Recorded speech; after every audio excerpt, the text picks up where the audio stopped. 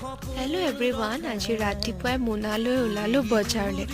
মানে সাপ্তাহিক বজাৰ বহে বুধবাৰে, আৰু আপোনালোককো বজাৰখন অলপ দেখাওঁ বুলিয়ে ভিডিঅ'টো বনালোঁ।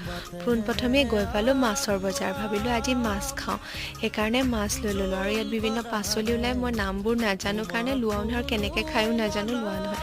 আৰু পাচলি বজাৰ কৰি আহি আমি ঘৰ পালোঁহি, আৰু ঘৰ পাই মই এয়া লাঞ্চ বনাবলৈ ৰেডি কৰি ল'লোঁ। আৰু এই লাঞ্চো হৈ গ'ল। আৰু আজিৰ দুপৰীয়াৰ স্পেচিয়েল আছিলে গৰৈ মাছৰ পোৰা পিটিকা।